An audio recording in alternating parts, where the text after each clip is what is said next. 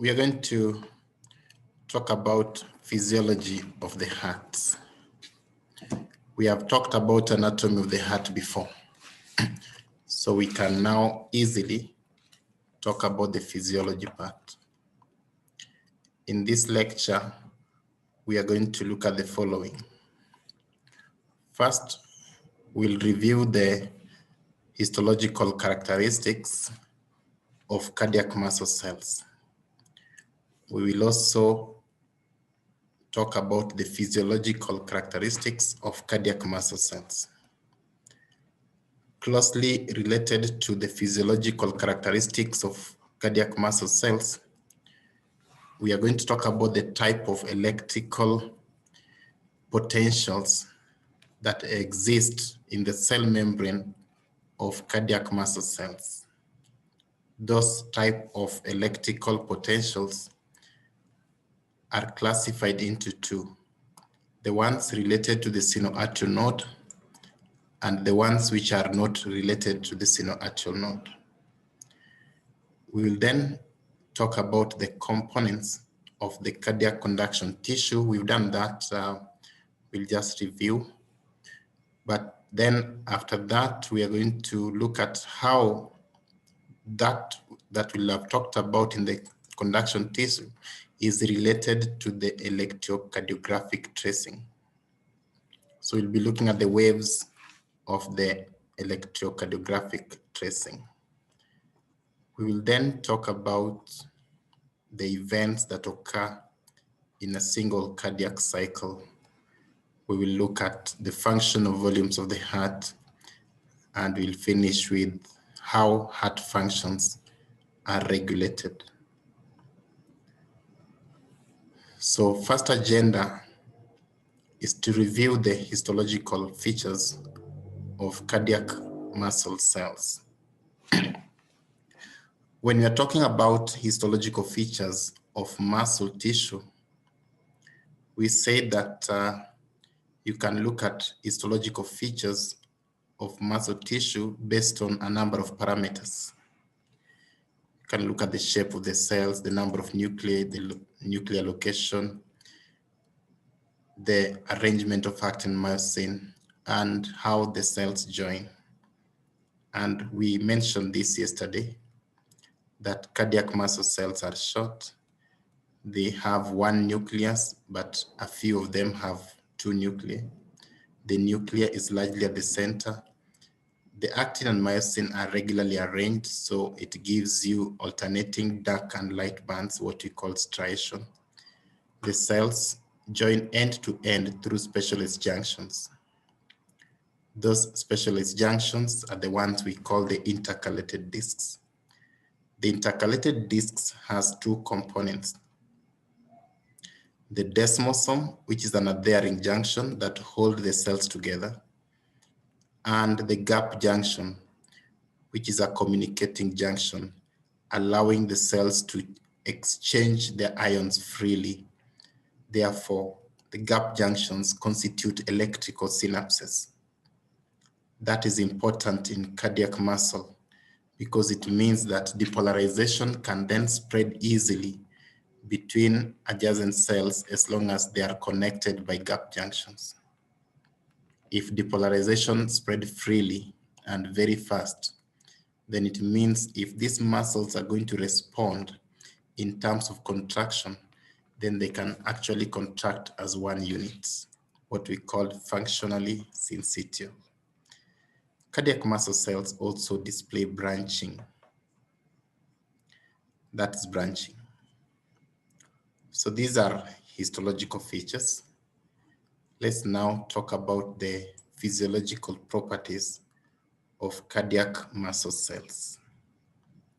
There are those physiological properties that are universal for all muscles.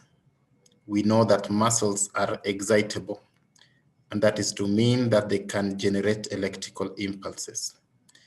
We also know that muscles can contract, and that is to mean they can shorten. Well, we also know that they can increase in length, and we call that extensibility. Apart from those general characteristics of muscle, There are some physiological features that we agreed we can use to distinguish the different types of muscle. And these physiological features are these ones. One is you want to look at how the muscle is stimulated to contract. There are some muscles which do not really need external stimulation. And there are some muscles that need external stimulation. Cardiac muscle is one of those that does not need external stimulation for it to contract. And so we call them automatic. It means that cardiac muscle can initiate its own contraction without external stimulus. So automaticity is more of a reserve for cardiac muscle as well as smooth muscle. You'll remember that for skeletal muscle to contract, you need to stimulate it with a nerve. It needs some stimulation for it to contract. So it's not automatic. The second thing to look at is how the central nervous system controls the muscle.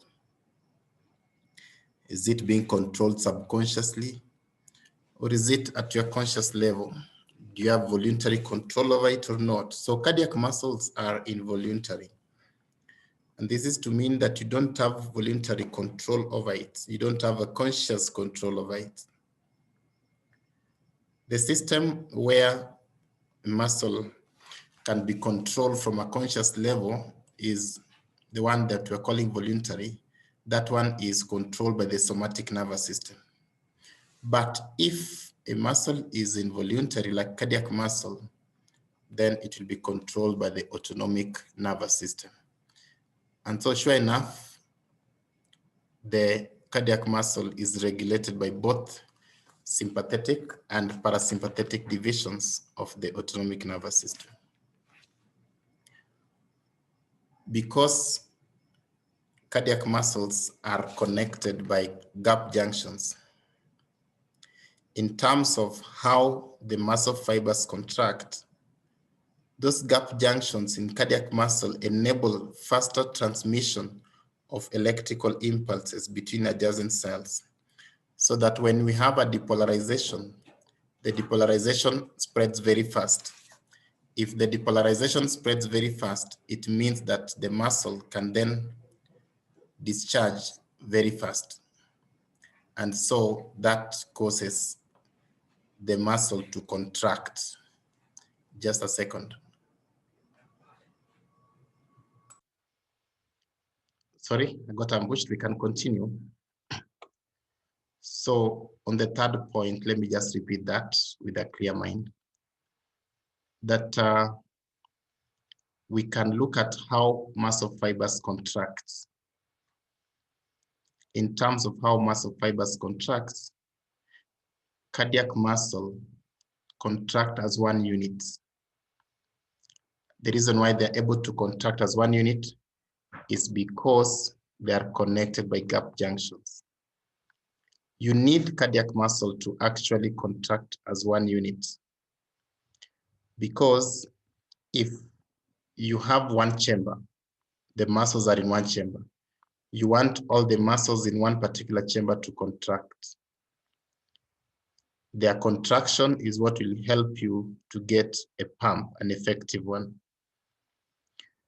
When a muscle is not functionally syncytial, it means that independent muscles can actually just contract. The muscles can contract independently. Others are in contractions, others are in relaxation. That one will not help you get a pump. So cardiac muscle is functionally syncytial. Things like skeletal muscles are not functionally syncytial. They can contract independently. Great.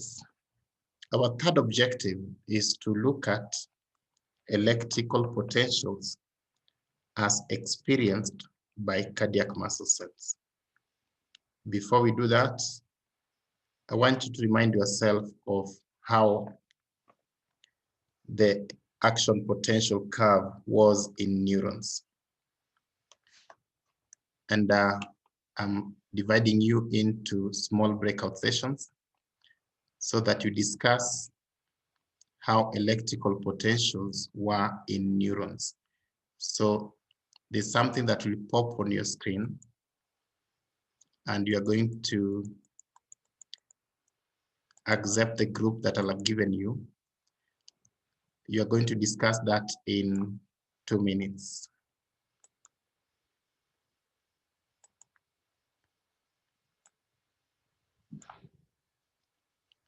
So you have the groups with you, 2 minutes. Okay, the system has automatically given you 3 minutes, so we'll discuss in 3 minutes. You should all be back now.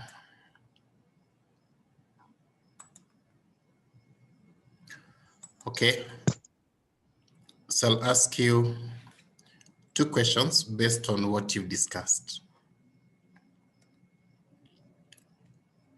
Those questions will appear in the poll.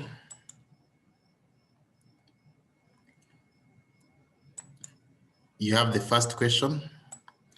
There are 2 questions. You have 1 minute. You've already discussed, so you should be able to respond quickly.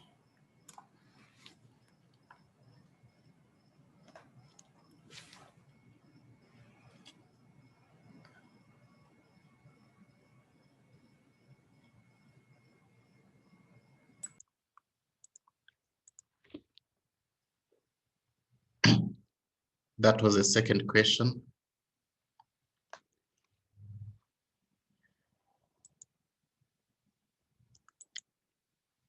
I'm looking at how you people have responded. Okay, at least majority have gotten it right.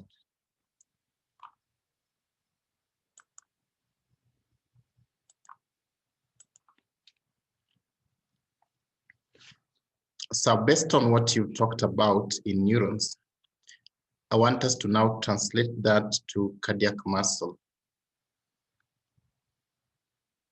You remember the phases of action potential in neurons. You will have the depolarization phase, overshoot, and repolarization phase, and even hyperpolarization phase.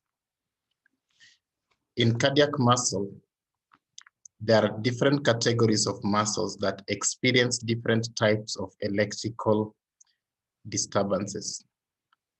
The electrical potentials displayed by the sinoatrial node are a bit different from the electrical potentials that are displayed by the other cardiac muscle cells.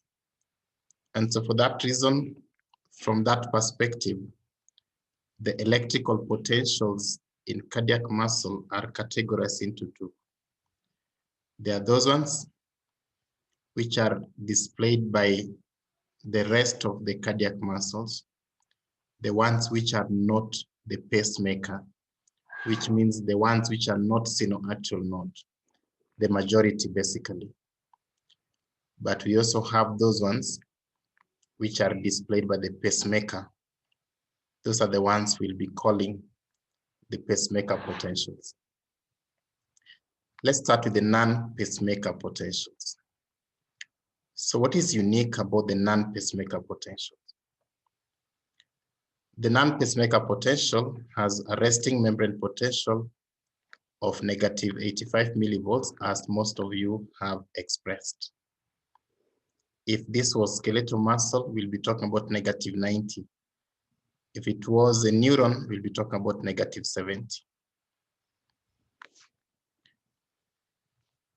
The action potential curve of non-pacemaker muscle has 5 phases, or can be described in 5 phases.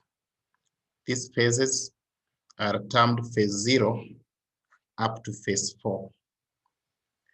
Let's go through the phases. This is phase 0 of the action potential. Now that it's an upstroke, we can call it the depolarization phase or the upstroke. Just like in neurons, depolarization is caused by sodium influx following opening of voltage-gated sodium channels. So when voltage-gated sodium channels open, we have massive sodium influx that causes depolarization. That is also responsible for depolarization here. So phase 0 is called the depolarization phase, and it's caused by opening of voltage-gated sodium channels. That means that you'll have sodium influx. Phase 1 is the overshoot phase. Same as in neurons, overshoot is caused by closure of the voltage-gated sodium channels. Closure of voltage-gated sodium channels will give you overshoot. Phase 2 is unique to cardiac muscle. We call it the plateau phase. This one is not in neurons, but you have it in cardiac muscle, the plateau phase.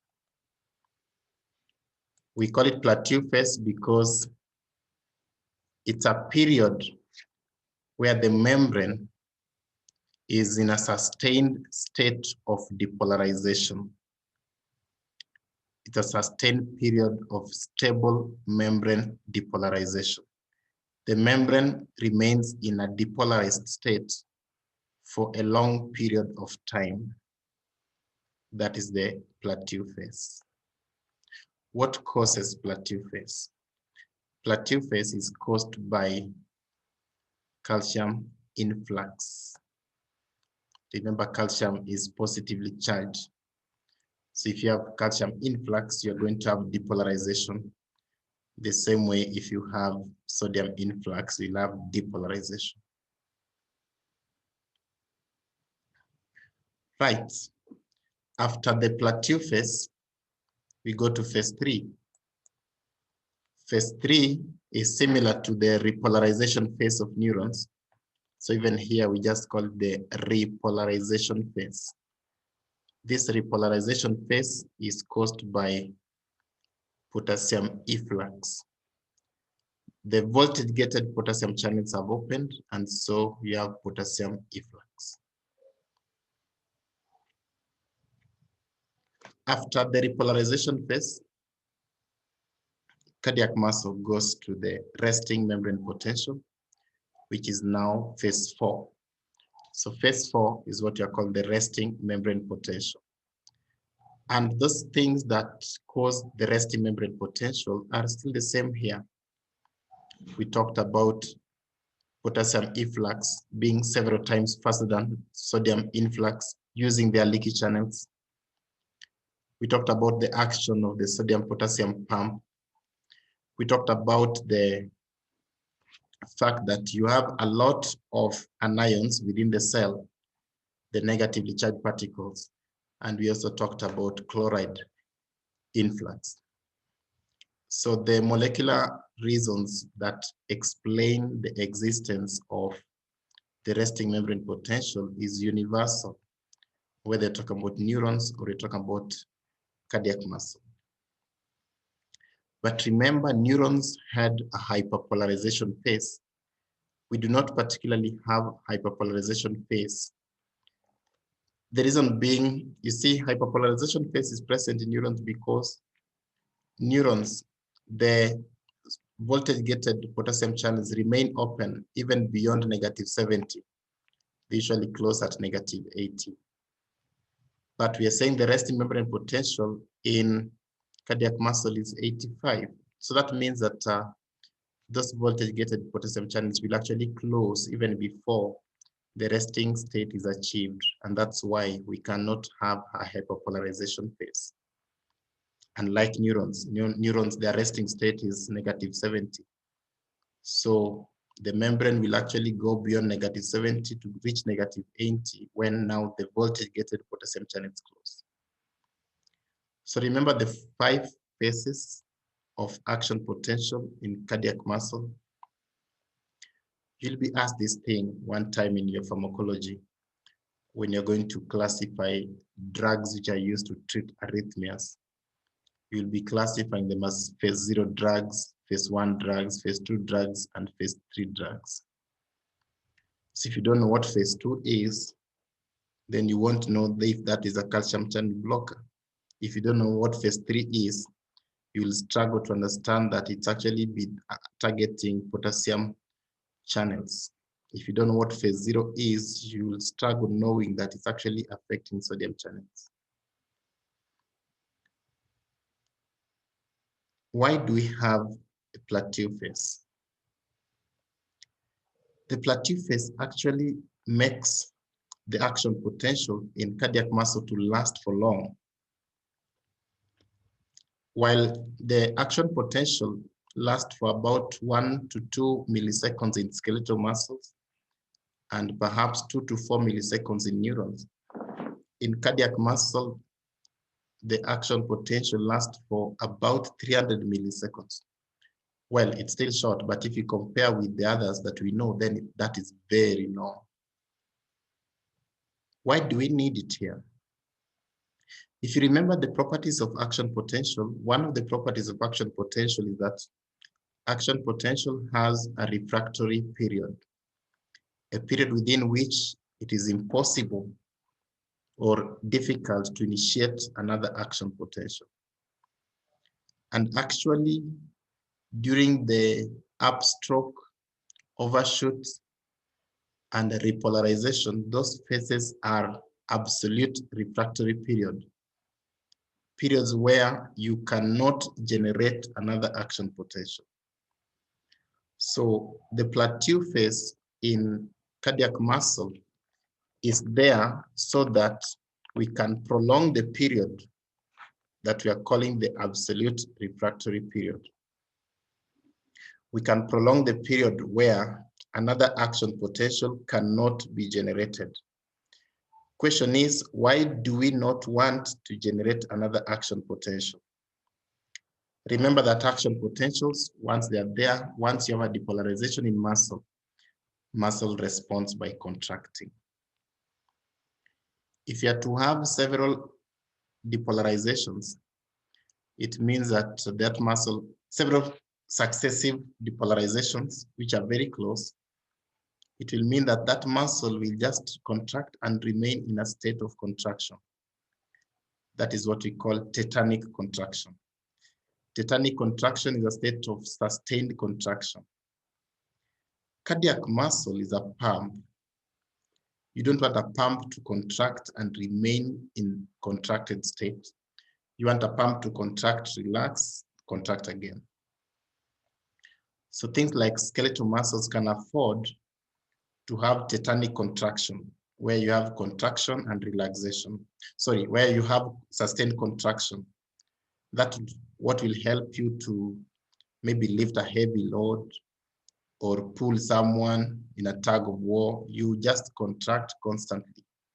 Tetanic contraction. That one for skeletal muscle is okay. It's allowed, it's needed. How about cardiac muscle? No. You can't allow your heart to contract and remain in that contract state. You'll die. So the reason why you have the plateau phase is to create an absolute refractory period so that we cannot generate another action potential as long as you have another one. This is to allow that action potential to lead into a contraction and then relaxation before another action potential is generated. So these are the pacemaker potentials. The unique thing about it is that it has a resting membrane potential of negative 85 millivolts. It has a plateau phase, and therefore it lasts for long. How about the pacemaker potential? The pacemaker potential are the electrical potentials which are displayed by the excitatory cardiac muscle cells of the sinoatrial node. Remember, the sinoatrial node is the pacemaker. The sinoatrial node is considered the pacemaker. So how is this unique? The unique thing about the electrical potentials displayed by the pacemaker is that they have an unstable resting membrane potential. Okay, you can remove the other resting. It has a very unstable resting membrane potential. Why do we say so? The resting membrane potential of the pacemaker keep on rising. It's not a horizontal thing. Over time, it keeps on rising. So what happens then if it rises until it reaches the threshold for initiating action potential? It will just generate an action potential. So the membrane keep on rising. If it reaches where it's supposed to generate the threshold for generation of action potential, you'll have an action potential. That action potential will end to resting membrane potential, which is not stable. Again, continue to rise. If it reaches the threshold, another action potential. What do you notice? You realize that through this kind of arrangement, the pacemaker is able to spontaneously generate action potentials as long as the threshold is reached.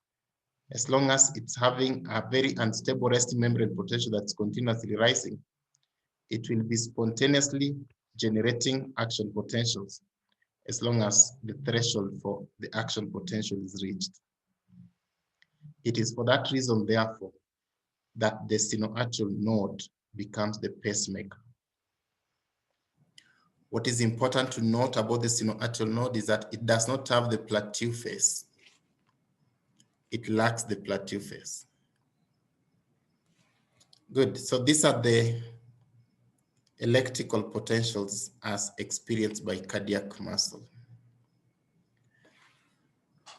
I want us to now review the components of the cardiac conduction tissue. We talked about them, but we can review them.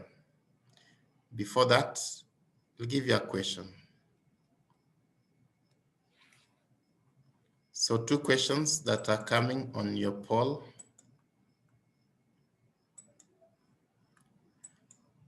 Again, we did this yesterday, so just take 1 minute.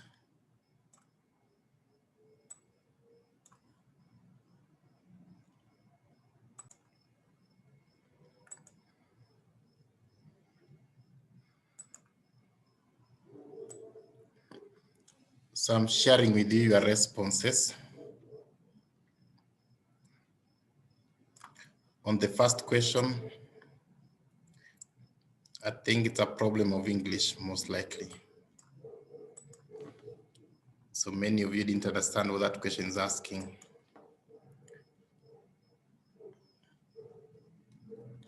On the second question, okay, there's still a good number that have failed it.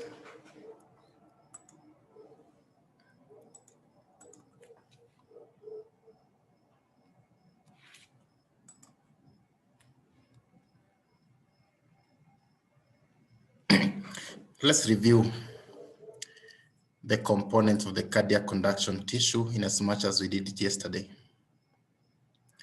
So cardiac conduction tissue is the path followed by the cardiac electrical impulses.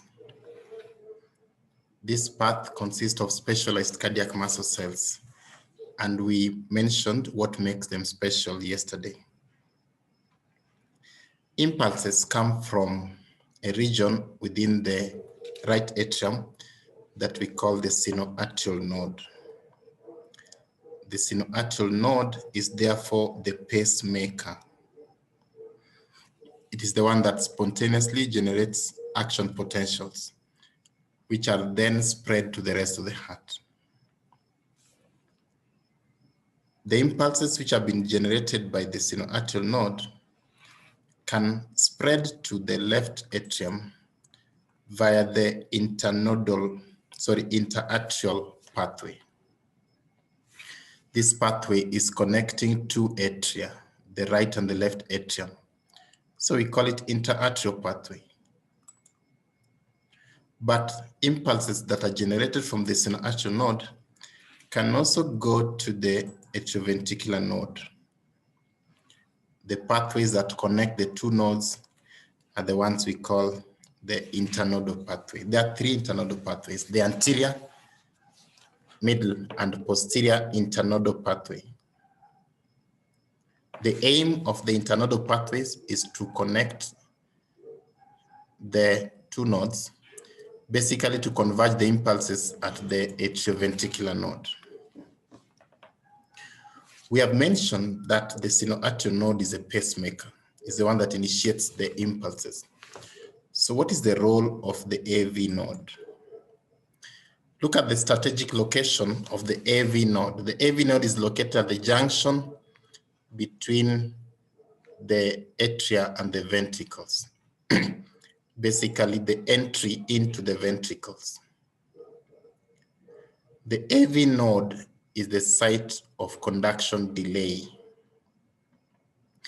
And why do we need a delay at the atrioventricular node?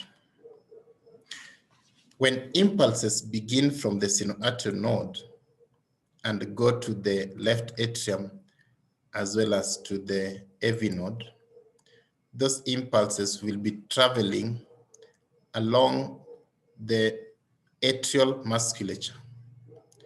That means that the muscles of the atria will undergo depolarization. And if atria undergo depolarization, they'll respond by contraction. Therefore, it means that when impulses move like this and like that, inevitably, the atria are contracting. When the atria are contracting, you don't want the ventricles to contract with them.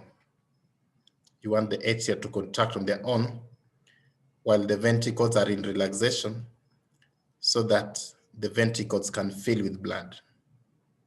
So the AV nodal delay allows the ventricles to contract much later than the atria, or it allows the atria to contract ahead of the ventricles in each cycle.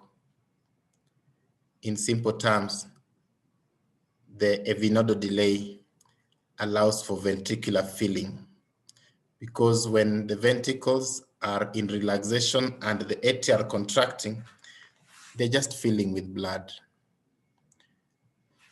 But we want that impulse to move after it has been delayed there to pass through so that the ventricles can also contract with respect to that particular cycle. So there'll be a delay at the AV node. After that delay, impulses will then move beyond the AV node through the atrioventricular bundle of His. The atrioventricular bundle of His divides into two, the right and the left bundle branches. So impulses go to the right and the left bundle branches. After the right and the left bundle branches, the impulses go to Purkinje fibers. So this is the path followed by the cardiac electrical impulse. Remember, beyond the Purkinje fibers, these impulses, the action potentials now reach the rest of the cardiac muscle, specifically the rest of the ventricular musculature. Beyond Purkinje fibers, we have the rest of the ventricular musculature experiencing the depolarization as well. So that's the path followed by the cardiac electrical activity. So the question I asked you about the infra-nodal component, it's just English. We are just asking you which components of the pathway is below the nodes. Infra-nodal means below the nodes. So these ones are supranodal and these ones are infra-nodal. Distal to the AV node, that is infra-nodal. I don't want to cram the speed at which those different components of the conduction tissue conduct impulses, except I want you to remember that the AV node is the slowest and that Purkinje fibers are the fastest.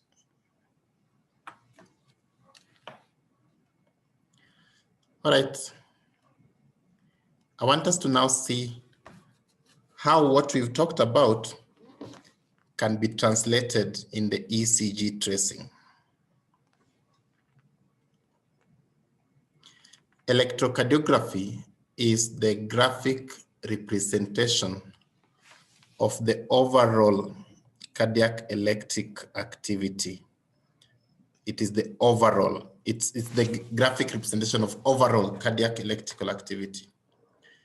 So the size of the waves will depend on our reference points and how we've connected the leads on the patient. The size of the waves will definitely depend on those things. And commonly, the lead that we use gives us a tracing that looks like this. And I want us to use this as a model to describe the various waves and intervals of the ECG and also state what they mean. So let's think through here. Let's walk through it slowly. We are saying that impulses begin in the sinoatrial node. The sinoatrial node is a pacemaker. When impulses are beginning from the sinoatrial node, there is no deflection on the ECG. So we talk about voltage against time. So time will have moved, but there'll be no deflection. It's a flat wave. So this represents generation of impulses in the sinoatrial node. Once the sinoatrial node has generated impulses, those impulses will travel from the sinoatrial node. They will travel to the AV node. They'll also travel to the left atrium. When impulses are traveling to the left atrium and also to the AV node, they are traveling through the atrium. And how will the atrial muscle respond? They will also experience the depolarization. During the depolarization of the atrial musculature, we have a deflection, which we call the P wave. So P wave represents atrial depolarization. So the atria have depolarized. The impulses have reached the AV node. We have agreed that there's some delay at the AV node. During that delay, we don't have an overall deflection. It's a flat wave against time. We call that the PR interval. So the longer the PR interval, the longer the AV nodal delay. If the PR interval is very short, it means that you have a short AV nodal delay. The PR interval represents conduction through the AV node. After the impulses have been conducted through the AV node, they'll definitely go beyond the AV node. They'll enter the atrioventricular bundle of His, and perhaps together with its branches. When impulses travel through the atrioventricular bundle and its branches, we'll have another wave. That deflection is what we are calling the Q wave. So Q wave represents conduction through the atrioventricular bundle and its branches. Beyond the branches of the atrioventricular bundle, we have the Purkinje fibers. When impulses reach the Purkinje fibers, we have another wave on the ECG, which we call the R wave. So R wave represents conduction through the Purkinje fibers. From the Purkinje fibers, the depolarization reaches the rest of the ventricular musculature. And when the rest of the ventricular musculature get depolarization, you get the S wave. So what do you notice from here all the way to where we are is actually depolarization within the ventricles. Because even here, these are still ventricles, except it's in the interventricular septum. Therefore, if you are to summarize the events from here all through, then we'll summarize that from here to there. And that is what we call the QRS complex. The QRS complex represents the phase of ventricular depolarization. The phase of ventricular depolarization. That's QRS complex. After the ventricles have undergone depolarization, we agree that cardiac muscle remain in a depolarized state for some time. That period of sustained depolarization is what we call the plateau phase. The plateau phase is also presented on the ECG with a flat wave, which we call the ST segment. So ST segment represents the period of sustained membrane depolarization of the ventricles. After the plateau phase, of course, the action potential undergo the phase of repolarization. And so the muscles of the ventricle will undergo repolarization, during which they'll generate another wave that we call the T wave. Therefore, T wave represents ventricular repolarization. So these are the waves of the ECG tracing. And I've tried to make it make sense to you by also giving you that to just trace and compare. So in summary, the P wave, which is this one, represents atrial depolarization.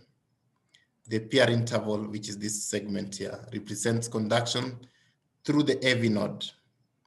QRS complex, which is this region here, represents the period of ventricular depolarization. The ST segment represents the period when the ventricles are still in a depolarized state, the plateau phase. And lastly, the T wave represents that period of ventricular repolarization.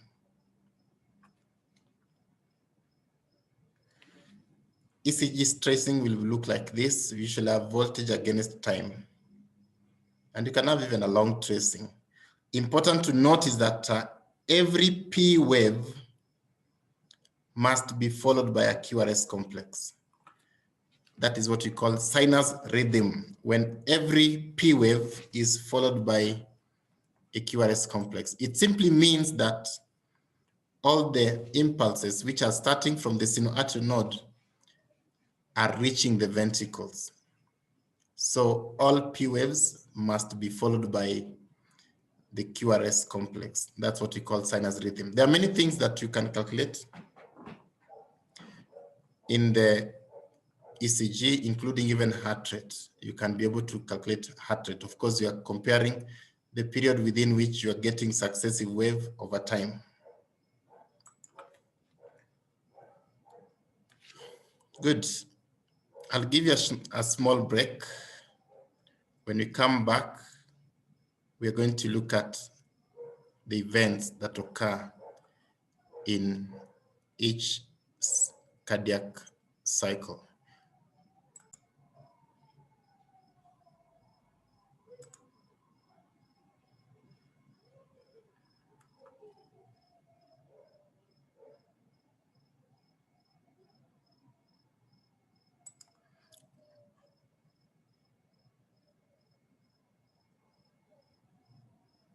So we're now going to describe the events that occur in the various phases of the cardiac cycle. First, we need to know some things. The cardiac cycle refers to the events that occur in the heart from the beginning of one heartbeat to the next heartbeat. So the events that occur from the beginning of one heartbeat to the next is what are called the cardiac cycle. Remember, each cardiac cycle is initiated by spontaneous generation of action potentials in the sinoatrial node. The sinoatrial node is the one that initiates the action potentials spontaneously. And so each cardiac cycle is initiated by those spontaneously generated action potentials from the sinoatrial node. Also, there's some terms that you need to be familiar with.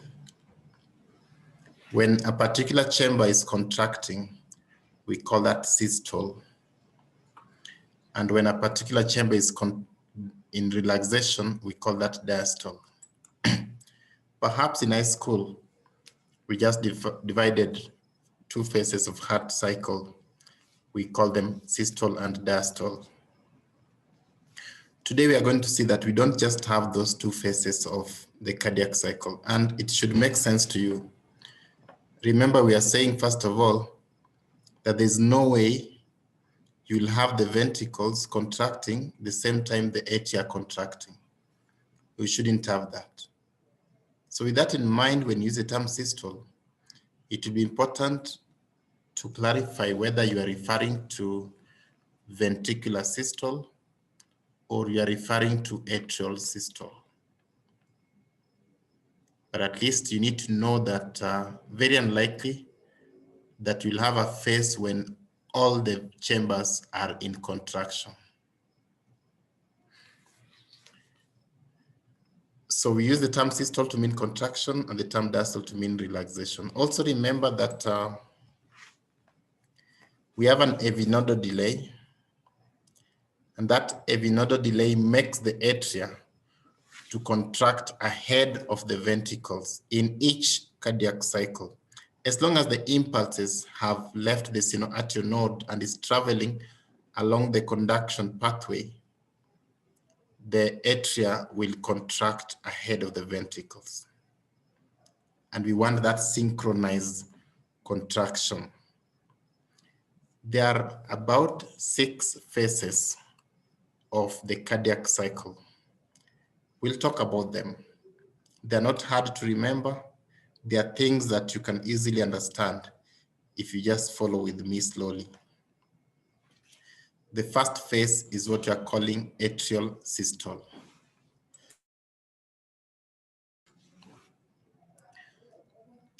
Why do we call it atrial systole? Now let me explain it here. Impulses become generated in the sinoatrial node. Once the impulses are generated in the sinoatrial node, they will travel through the atria, either to the left atrium or to the atrioventricular node. They'll travel through the atria. When they travel through the atria, it means that the atria will undergo depolarization. If the atria undergo depolarization, the atria will respond by contracting. If the atrial musculature are depolarized, they respond by contraction. So we call this phase atrial systole because it is a period when the atria are in contraction. And they are contracting in response to the depolarization that they have just received. So when the atria contract, what would happen to the pressure within the atria? The pressure within the atria will definitely increase. And if that pressure within the atria goes higher than the pressure within the ventricles, then it makes sense that blood will move from the atria to the ventricles via the atrioventricular valves. So blood moves like this and like that. When blood is passing through a narrow orifice like this one, it is possible to have some turbulence, some disturbance in the flow. The turbulence created when blood is being pushed through the atrioventricular valve, that turbulence is a heart sound. But that heart sound is not the first and the second heart sound that you might be familiar with. We call that one the fourth heart sound. So the fourth heart sound is experienced when blood is being pushed through the atrioventricular valves during atrial systole. The concept here is that it is turbulence. Okay. Now the atria have fully contracted. Blood has been pushed into the ventricles, into either ventricle. So what should happen next? If the blood has been pushed into either ventricles, it means that now the ventricles are now full with blood. So what happens next is that now the ventricles will want to begin to contract. That phase that we go to next is what we call the isovolumetric ventricular contraction. You can call it isovolumetric ventricular systole. Let's see how it happens. So back again, impulses began from the SA node, then traveled to the left atrium as well as to the AV node. In response, the atria have depolarized and contracted. Meanwhile, that time we have an AV nodal delay. So after the delay, which means the ventricles have already filled, the impulses now go beyond the AV node. And so they travel through the atrioventricular bundle of His together with its branches. And even beyond that, they will travel to the Purkinje fibers, and even beyond that, reach the rest of the ventricular musculature. When the rest of the ventricular musculature receive the depolarization, they will also then respond by contraction. So the ventricles begin to contract. This contraction is because they have received a depolarization. Now think with me. If these two ventricles begin to contract, it means that the pressure here will begin to rise. So the pressure within the ventricles rise. How about if the pressure here rise to above the pressure here? What will happen to these valves? These atrioventricular valves will close. The pressure here rises to above the pressure on the atria, and so the atrioventricular valves close. Now listen, that is closure, this is opening. You hear the sound during closure, not during opening. The same thing here. When the atrioventricular valves close, they slap together, basically, you hear a sound. That sound that is caused by closure of the atrioventricular valves is what we call the first heart sound. So first heart sound is caused by closure of the atrioventricular valves. Remember, fourth heart sound was caused by turbulence. It is not a closure of a valve. It is turbulent flow. Look, so the atrioventricular valves have closed. Remember, even though the atrioventricular valves have closed, the semilunar valves were still closed in this phase. So what's the implication of that? If the semilunar valves are still closed, then atrioventricular valves have just closed. It means that even though we have pressure changes inside the ventricles, the volume of blood within the ventricles is actually constant. And that is why we are giving that term isovolumetric, because the ventricles are like closed chambers at this transition period when both valves are closed. there's no way you can have change in volume of blood. So it is isovolumetric. That's why we call it isovolumetric ventricular contraction. Its contraction is systole because the ventricles are still contracting, yes, but now there's no change in volume. So the contraction of the ventricles continue. That means that the pressure within the ventricles continue to rise. And that will lead us to the third phase, which we call ventricular ejection. So in ventricular ejection, we are saying that the ventricles still continue to contract. So as the ventricle continue to contract, the pressure within the ventricles is increasing. If the pressure increases above the pressure that are in the outflow tracts, what will happen to these valves? These valves will open. So as the ventricular pressures increase, that pressure will rise above the pressure within the outflow tracts, which is the outer and pulmonary trunk, outer from the left ventricle and pulmonary trunk from the right ventricle. When those semilunar valves, if the pressure here becomes so high, higher than the pressure within the outflow tracts, the semilunar valves will open. And what will happen to blood? If the semilunar valves snap open, blood will be pumped out of the ventricles into the outflow tracts. And that's why we are calling it ventricular ejection. The ventricle ejects something. The volume of blood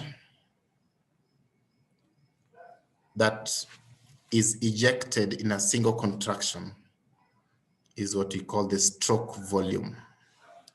That volume of blood that is ejected in a single contraction is what we call stroke volume. It's about 70 ml in normal heartbeat.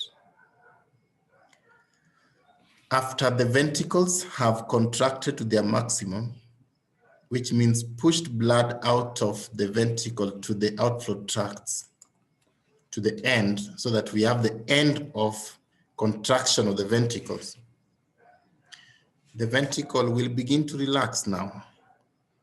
And as they begin to relax, we go to the next phase. Okay, so this shows you that concept of blood being pushed out of the semilunar valves during ventricular systole. The ventricle is still in systole, but now at this point, blood is being ejected. So the ventricles begin to relax. When the ventricles begin to relax, what happens to the pressure here? The pressure within the ventricles go down. And if the pressures go down to below the level of the outflow tracts, the semilunar valves will definitely close. When the semilunar valves close, we'll hear another heart sound. And that is what we are calling the second heart sound, S2. So remember, the pressure here has gone low, lower than the pressure in the outflow tracts. The semilunar valves have closed. Now look, semilunar valves have just closed, but atrioventricular valves are not yet open. So what does that mean again? It means that the volume of blood within the ventricles is constant. And that is why we are calling it isovolumic. You can call it volumic or volumetric. Isovolumic ventricular diastole. So it's isovolumic to mean the volume is constant. All right. Remember, the ventricle is relaxing. It is in diastole. So the pressure within this chamber keep on going down. As that pressure goes down, we go to the next phase, That next phase is what you're calling rapid ventricular filling. So what happens in rapid ventricular filling? The pressure within the ventricles go down because the ventricle continue to relax. It reaches a point where the pressure in the ventricles is much lower than the pressure in the atria. That will force the atrioventricular valves to open. If the atrioventricular valves open, what would happen? Blood will rush from the atria to the ventricles because of pressure difference. It's not because the atria is contracting, no. It's because of pressure difference.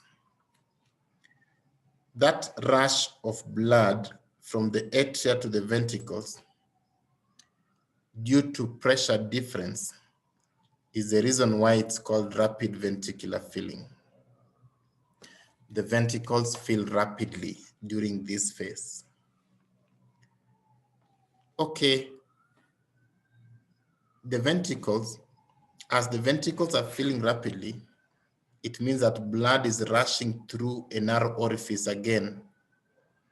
Blood is rushing through the atrioventricular valve. As blood rushes through the atrioventricular valve, you'll hear another heart sound because of the turbulence created by that rush of blood. And that heart sound is now called the third heart sound, S3. So remember, S1 and S2 are due to closure of valves. S3 and S4 are due to turbulence of flow. Great. The last phase.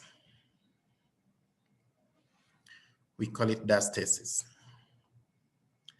So what happens in diastasis? Or you can call it late diastole.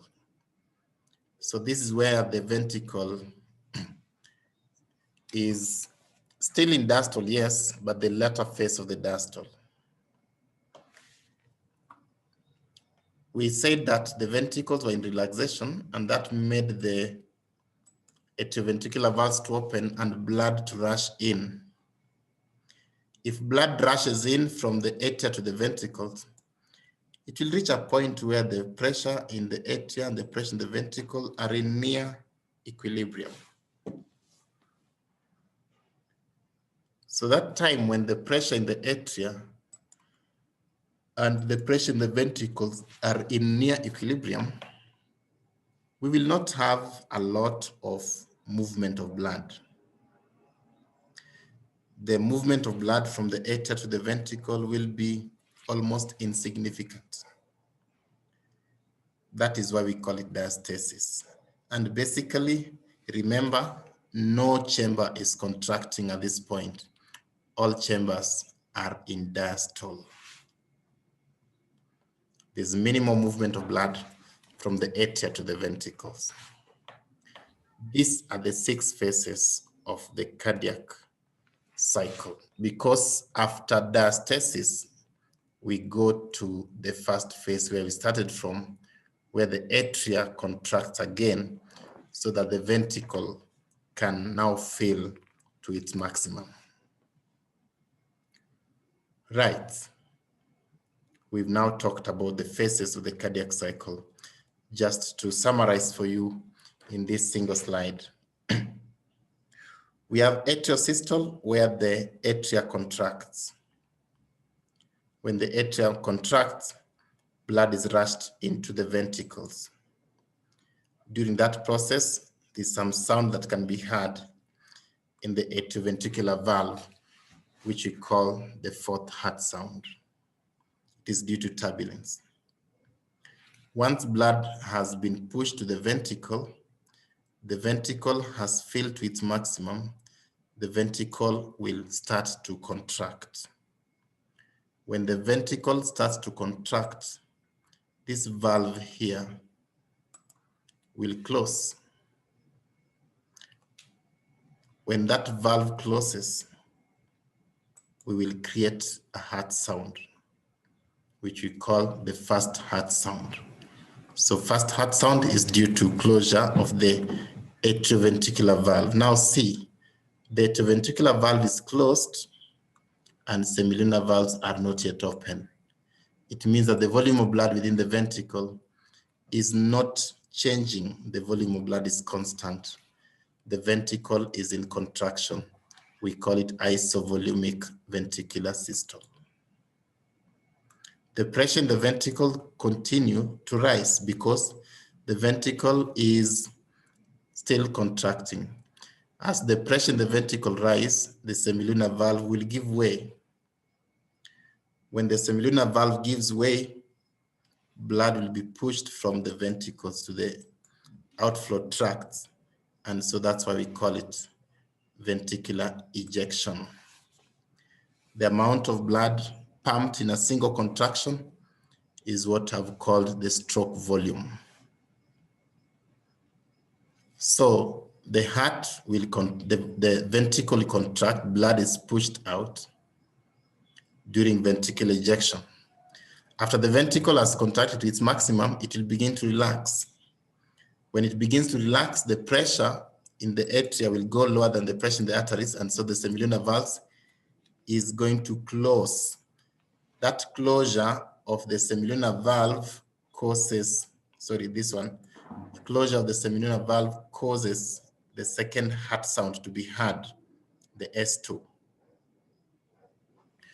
Now see, the semilunar valve has closed, atrioventricular valves are still closed. It means the volume of blood within the ventricle is constant, and that is why we're calling it isovolumic ventricular relaxation. After isovolumic ventricular relaxation, remember the ventricle is still relaxing, which means the pressure here is going down. As the ventricle is relaxing, it will reach a point where the pressure in the ventricle is less than the pressure in the atria, and so the atrioventricular valve will open. When the atrioventricular valve opens, blood will rush in, and that is why we're calling it rapid ventricular filling. So in this rapid ventricular filling, there'll be turbulence again at the atrioventricular valve, and that is what we call the S3 sound. Finally, the pressure in the atria will reach near equilibrium to the pressure in the ventricle after we've normalized this flow. That period when the pressure in the atria and the one in the ventricle is almost equal is what we're calling diastasis. During diastasis, all the chambers are in relaxation. Then after that, the atria begin to contract again. It means we've started another heart cycle. So these are the events that take place during a single cardiac cycle. I was hoping to make you listen to some sounds, but I realized in the previous class that the volume is very low. It will not help. So even them, they couldn't. So I'll skip this one. But you can see there's actually sound I can hear on my hand, but you can't hear it. But you can see how the semilunar valves are closing. You can see how the atrioventricular valves are closing. It causes what we call the lab dub sound.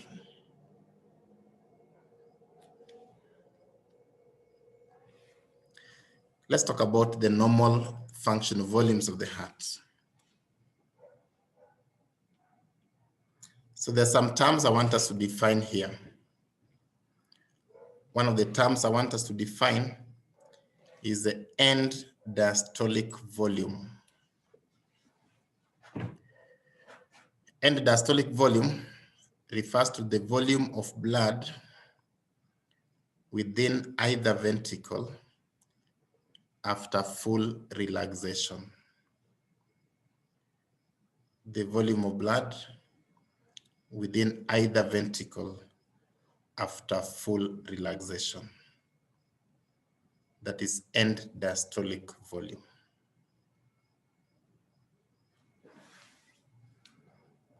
The second volume I want us to define is stroke volume.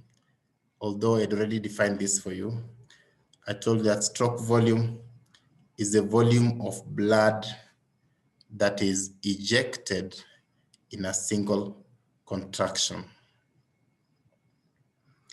The normal stroke volume is about 70 ml of blood, 70 ml of blood.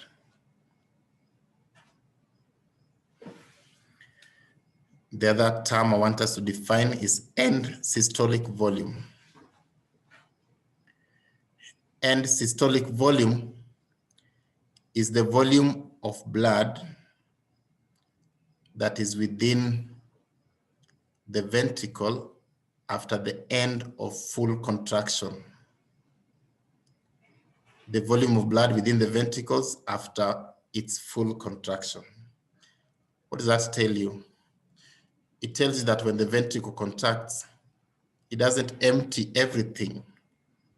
There's some blood that still remains within the ventricle after the ventricle has fully contracted. So that's what we call end systolic volume. I want to ask you a question and I want you to answer it on the chart there. I want you to give me a mathematical relationship between those three parameters you talked about. You can just use EDV for end diastolic volume, SV for stroke volume, and ESV for end systolic volume. Give me a mathematical relationship between those three. And there are many mathematical relationships that you can actually get. So just make the chart be public so that once you've written a formula, people don't have to repeat the same formula. I'm waiting for the mathematical relationship between those three.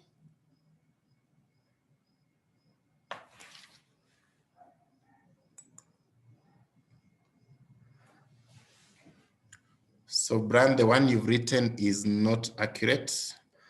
Tamara, the one you've written is the accurate one. Good. So if you want to know the stroke volume, you just take end diastolic volume minus end systolic volume. That's the mathematical relationship I'm looking for. So the one that Peter has written is also still accurate. That if you want to know the end systolic volume, it is end diastolic volume minus the stroke volume. Or we can say that the end diastolic volume is equals to end systolic volume plus stroke volume. All those are possible mathematical relationships. Okay, let's define another one. Ejection fraction. Ejection fraction is the proportion of end diastolic volume that is ejected in a single contraction expressed as a percentage. I'll repeat that. The proportion of end diastolic volume that is ejected in a single contraction expressed as a percentage. So with what I've told you, I want you to write for me a mathematical formula that represents what I've told you. The relationship, the formula for getting ejection fraction is what I want. So carry on, you can write on the chart. Make it public so that people can see.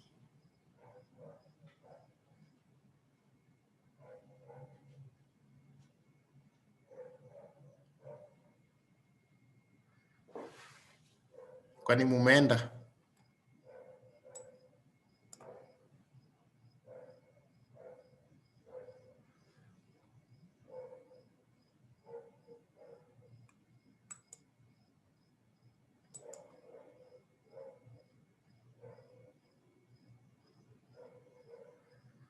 Maybe hesabu ni ngumu.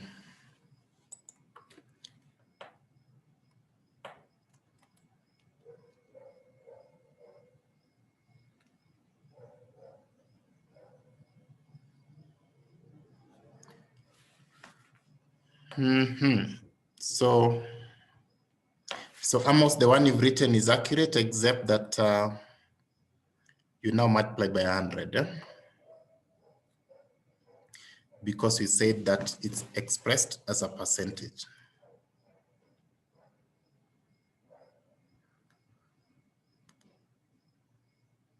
So ejection fraction is the proportion of end diastolic volume that is ejected in a single fraction, in a single contraction, expressed as a percentage. Which means if you want to calculate ejection fraction, it will be stroke volume divided by end diastolic volume. Amos, I've just realized that you've reversed that one. So that one is not accurate. It is stroke volume divided by end diastolic volume multiplied by 100.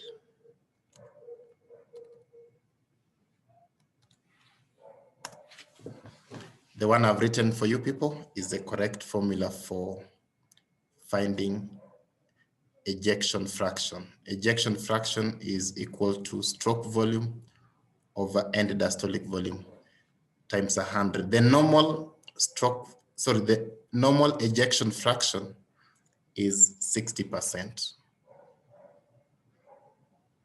Now, I want you to now calculate for me end systolic volume and also calculate for me end diastolic volume. I've told you that ejection fraction is 60%. And I'd told you earlier that stroke volume is about 70 ml. So my question is, what's the normal end diastolic volume? So write your response in the chat. You can also calculate end systolic volume. So whichever you calculate, just write EDV is equals to how many ml, ESV is equals to how many ml. I'm waiting, just calculate.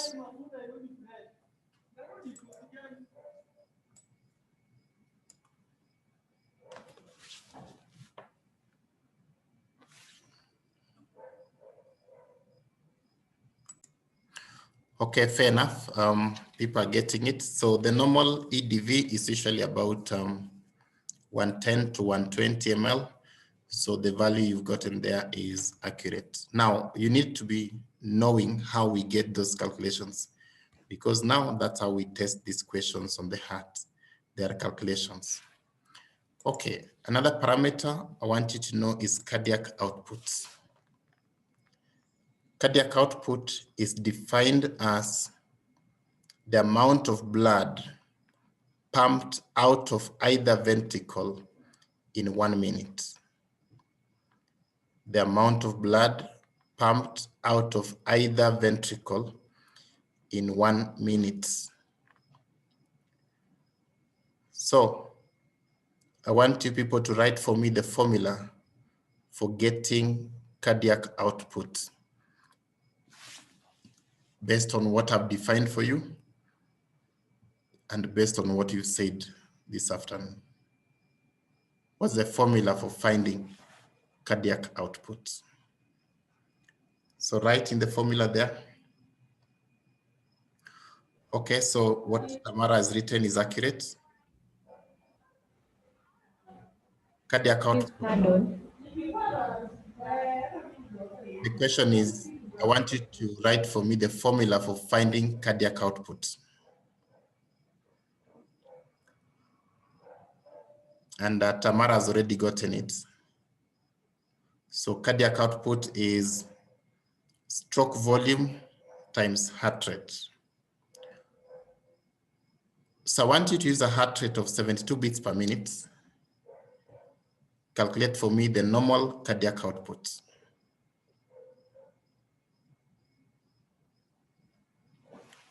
write in the chat. The normal cardiac output, write in the chat. All right, that one you people have gotten. We are going to define cardiac reserve. Cardiac reserve is the extra cardiac output during exercise. The extra cardiac output during exercise. That is what you're calling cardiac reserve. It means that during exercise, your heart rate is likely to change. The stroke volume is likely to change. So how much extra can your heart do beyond the normal cardiac output? That is what we're calling the cardiac reserve. So of course that one is variable. And so if we ask you to calculate, then we'll have to give you some units that you're calculating with. But in principle, the extra cardiac output during exercise.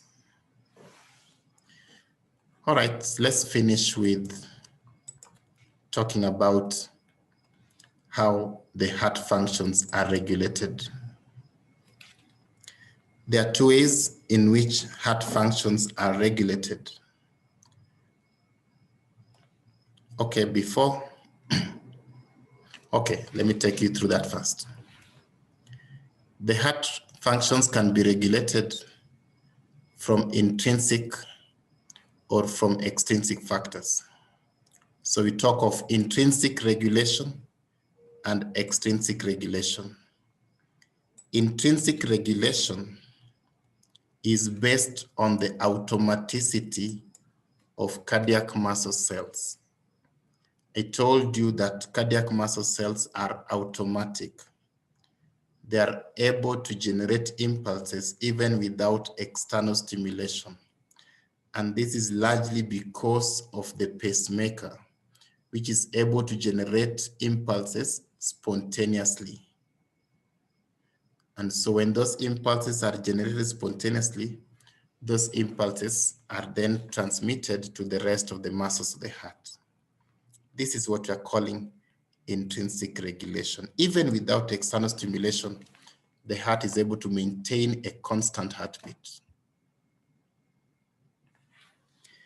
Extrinsic regulation relies on control by factors which are not within the cardiac musculature. So what are these factors? These factors could be hormones or could be neuronal stimulation. Therefore, we talk of endocrine regulation and neuronal regulation. Endocrine regulation means that it's being controlled by hormones. The hormones that we have in mind are catecholamines, the principal catecholamine being adrenaline hormone, which is also called epinephrine. Apart from catecholamines, we also have the thyroid hormones. These two categories of hormones tend to increase the activity of the heart. Adrenaline increases activity of the heart. Thyroid hormones also increase the activity of the heart. Neuronal regulation is based on control by the autonomic nervous system. All right, before we talk about that autonomic regulation, I'll give you the last set of questions that you're answering in the poll. So you already have the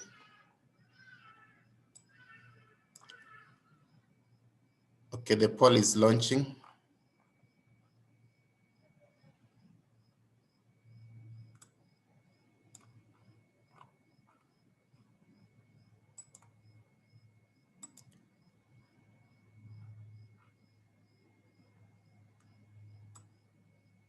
Okay, you now have the poll with you.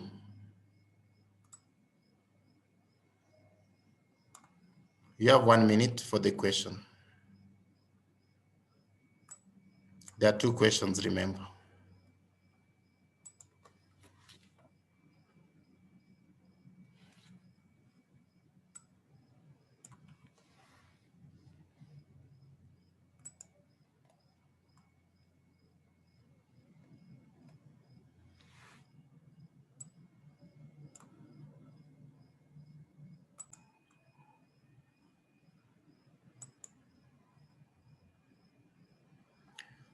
So looking at the responses of the first question,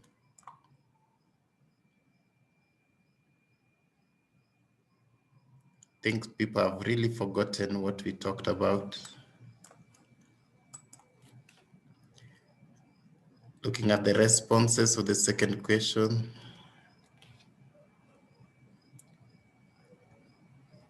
people haven't read that as well.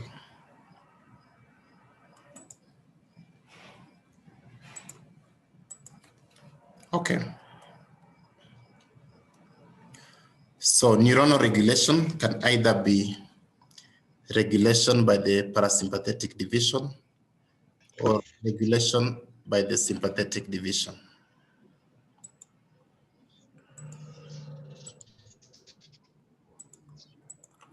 Let's talk about regulation by the parasympathetic division. So the parasympathetic innervation to the heart is through the vagus nerve. This is the 10th cranial nerve.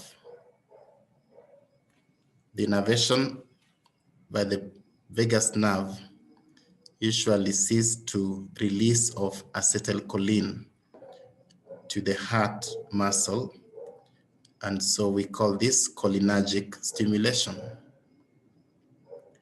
The cholinergic stimulation is effected by stimulation of cholineceptors. The cholineceptors which are on the heart are muscarinic receptors. The effect of stimulating muscarinic receptors are the following. There'll be reduction in heart rate. There will also be reduction in the force of contraction, as well as reduction in the conduction velocity. If we reduce contractility, it means that we may have reduced the stroke volume. If you couple that with reduction in heart rate, it means that parasympathetic stimulation will also reduce the cardiac output. That's parasympathetic. How about sympathetic?